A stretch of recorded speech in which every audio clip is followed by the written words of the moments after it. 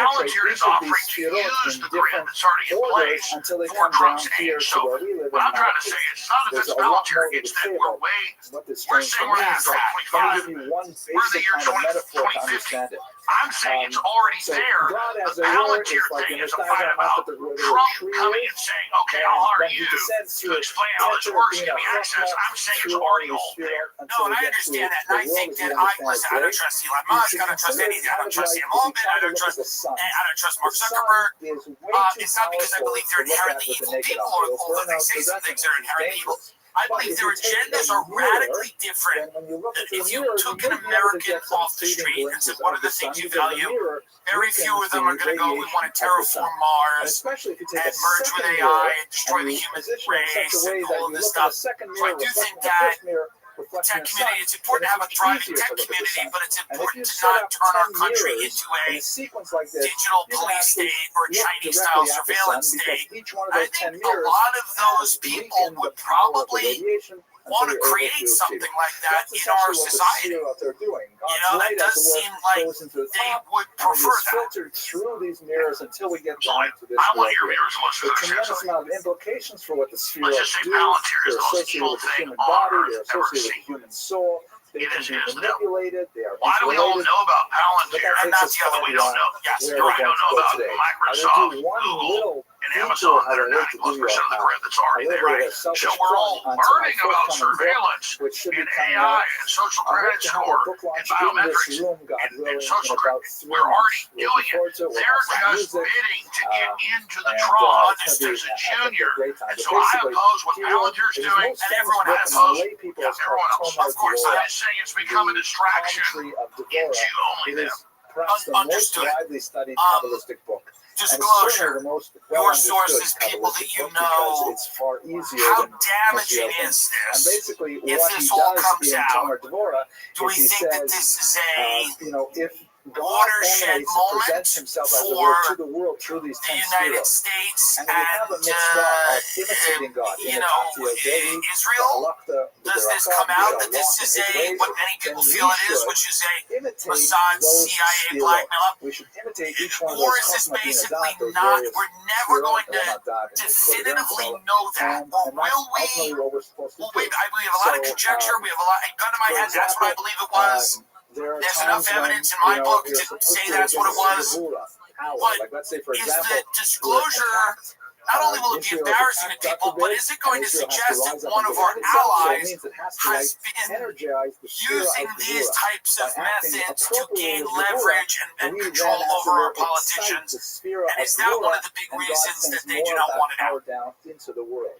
Well, that's all true. Matching our behavior with the Oslo attributes of these spheres, we can Really? infuse the world with more godliness. let's If, come out. on the other hand, we use They were tapping the White when House. we should not. For example, So- on Shabbat, if you get angry at your And kids they don't want to hit us on on some Shabbat, big corruption the deal as Ramak much says as it's really a terrible operas are thing to do all the corruption because with our people as you're well. using Right. the Well, then you got Gvura some limited little inappropriately. sexual Shabbat is thing. not supposed to be a day for And Gvura. so, yeah, no, absolutely. You're mixing the wrong sphere at Epstein that was time. mainly a So Mossad in the operative. He was first like chapter Maxwell or of his Dad, book, which all deals with Mossad Tinder, on record. he goes through The media just keeps this debate going, is it 13 Mossad, different is it levels Mossad? of Well, he forgiveness, wasn't 13 officially levels Mossad, of and he was mercy, operative at the and highest level. describes how He's you an can operative. forgive People think others it's an operative in lower level, no one 13 comes to the different boss. But he himself was just a manager. It's a His lane was the fantastic case classic manager. of Jewish This spirituality. is all And basically God come willing, out. we'll all be together And in good health. this is and the I'll be able to tell leverage you more about that it. Israel is using over Trump right Let's now go on. This is a kind to of do full all cover, this. right? This And is my like a baby information palm is tree. not Trump himself. They just all this other stuff trying to embarrass him. Rabbi He had becomes the just, Ramak's disciple. flying Again, they twice on only his run plane from New together York for to about Palm 18 Beach. months.